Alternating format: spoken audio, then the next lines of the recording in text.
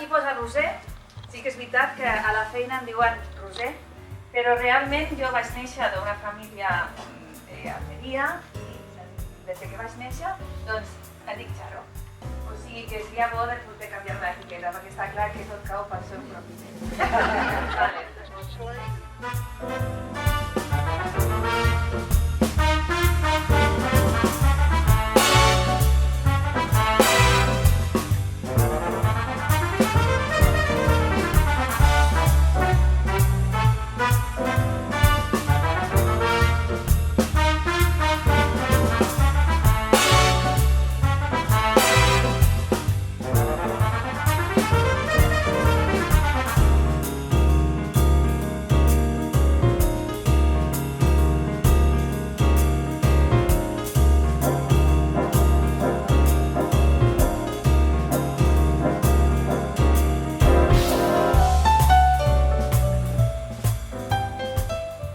Perquè li agrada lluitar per el que creu. Les memòries d'Àfrica. Pel Robert Redford, per la... Però el personatge qui és, dels dos? El Robert Redford. Vale. Per tot. Perquè és guapo, perquè l'entorn, perquè el que fa... M'agrada. No em sento reflexada amb ell. Vale. Romàntica. Sí, jo en soc. M'agradaria ser-ho més. Però clar, això a vegades... Bueno, doncs es fa, es treballa. No. No? No, si no tens una persona al costat que és romàntica, ja pot ser romàntica. Pues sigues tu romàntica, no has de tenir la persona. Que te canses, sí, que te canses. Jo també. Vale. Titanic, per tot com és aquella pel·lícula, és grandiosa. A Leonardo DiCaprio, per què? Perquè és guapo, és valent, és intel·ligent, sap estimar, estima fins als límits, sap estimar i és sobretot bona persona. I ho és.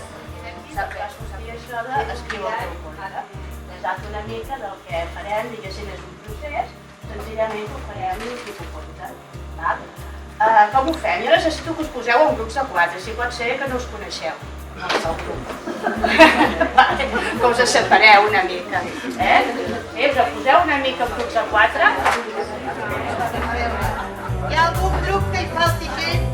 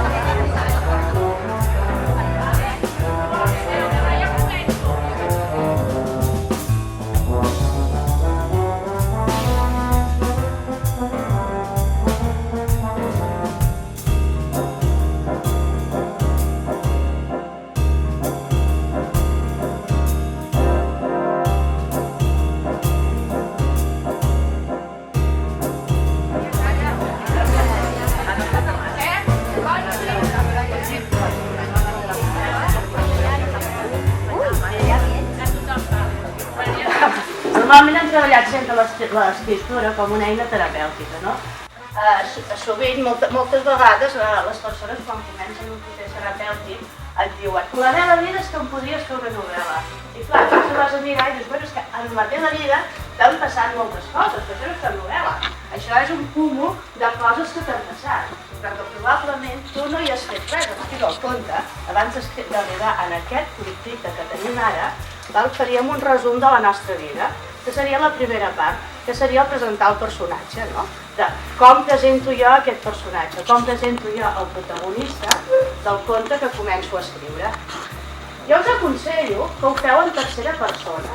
Per què? Perquè així us agafareu una mica de distància. Perquè si ho feu en primera persona, us veureu des del mateix punt de vista que porteu dies i dies donant-hi voltes i no aconseguim avançar. I la Cristina es troba amb un conflicte que té a veure amb una possible separació. Vale? Aleshores, quan pensa en aquest conflicte i amb el fet que ha de prendre una decisió sobre si separar-se o no, i pensa en la possibilitat de la separació, l'emoció que li ve és la por. No? La por a perdre aquesta persona, la por a que la separació li comportin conseqüències a terceres persones, la por a la soledat, bueno, molta por.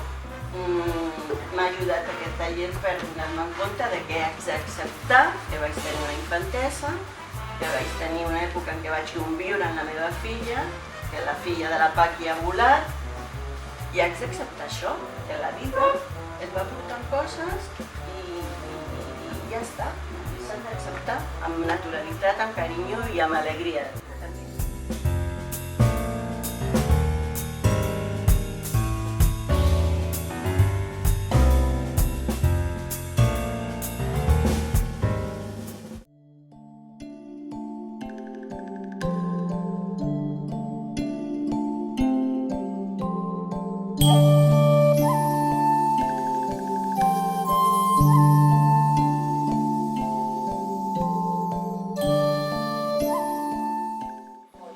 Anava rodolant a tota pastilla.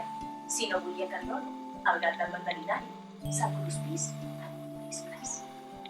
El Lolo era un gat molt entremaliat. Tot ell era molt rodonet. Tenia uns ulls rodons, una cara rodona, unes galtufes rodones i una manxa ben rodona. Li agradava molt caçar i menjar ratolins, però amb el que gaudia de veritat era intentant caçar amb pa de sucre. Era la seva perdició. Fins i tot un dia va caure dins la galleta de la senyora Maria quan va creuar el carrer sense mirar. Mare meu! Ja m'he ullat els bigotis. Tan bonics que els duia. I d'un salt va entrar per la finestra de casa seva.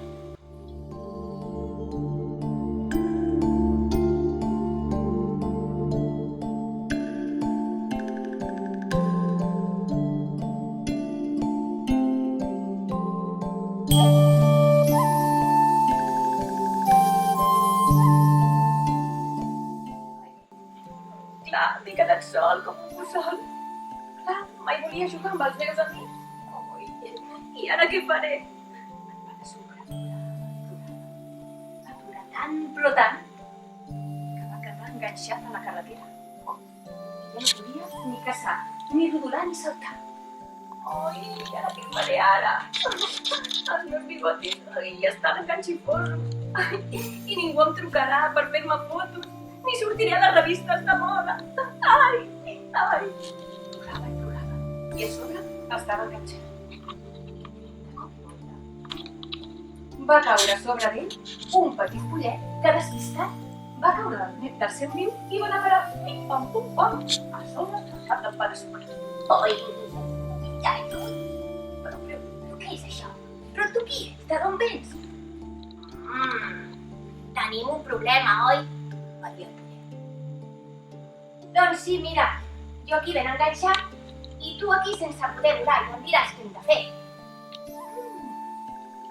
Doncs la meva àvia deia que el palo va caminar. Potser si tens una gasolina, a força i podré tornar-ho amb els meus pares.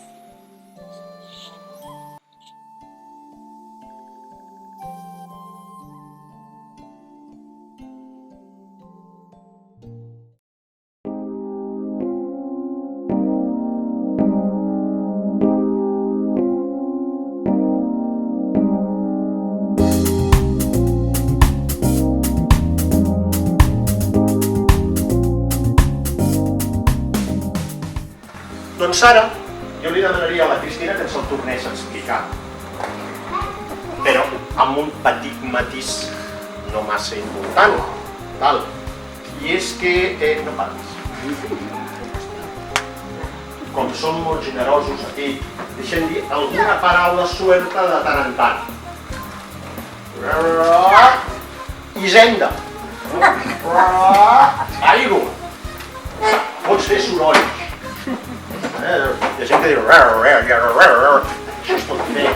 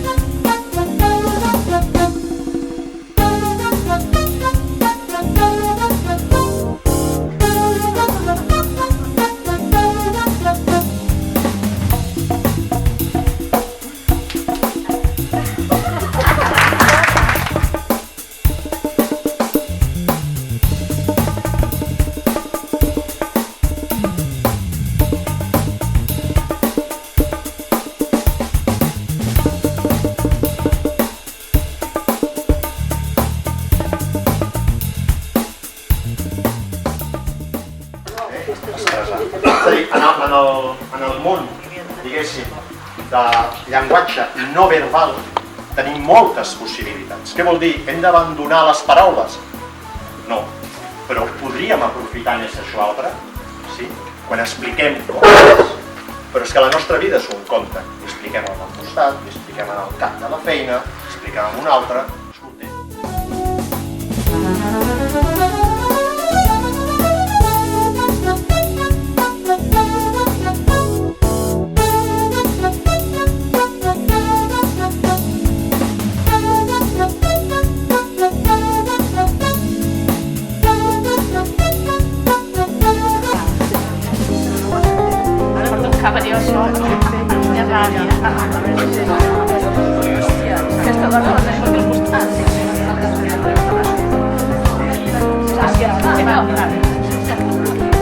Alegria! Veus? Alegria! Alegria!